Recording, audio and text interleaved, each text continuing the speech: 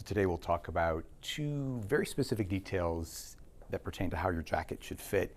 And these are things that are difficult to describe if you've always bought off the rack, but they really impact the overall look of the jacket. And so they're going to be top button placement and then length of the jacket. So the top button placement is a very specific measurement from the shoulder seam to where the top button on a jacket, most jackets these days are 2 buttons, hits. And so if you think about where that lands from an aesthetic standpoint, it should generally, the top button placement should be the fullest part of your stomach.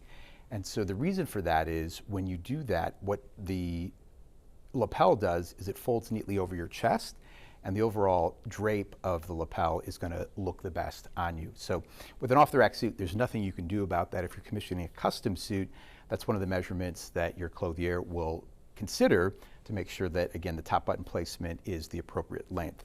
The other thing to consider is the length of the jacket. And again, this is very difficult, almost impossible to adjust with an off-the-rack suit. You certainly can't lengthen it. You can shorten it, but you run into problems where the curvature is off or the distance from the bottom of the jacket to the side pocket or the bottom buttonhole is going to change. Now, if you look at Hot Roger here, the jacket is going to coincide with his knuckle line. So if you look at my jacket, when my hands are at my side and I curl my hands under the bottom of the jacket, that bottom hem is going to fit neatly into the crease of my hands. And that's where most guys are wearing the jackets these days. I know for a while the trend was an ultra short jacket. That trend has essentially seen its day, but this is a classic length. Now, something to consider if you are somebody who falls outside of the bell curve, which is most of us, but let's say that you're a 6-foot gentleman and your arms happen to be longer than is normal for somebody with the 6-foot height. And that's, again, very common. Everyone has different ratios or proportions of their upper half to lower half.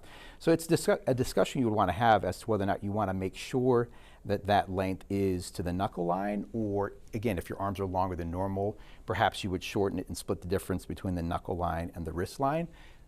The reason for that is that proportionally, you want the upper and lower half of your garment to be in proportion. So if you have longer arms, you may have to play around with the length of the jacket a little bit there.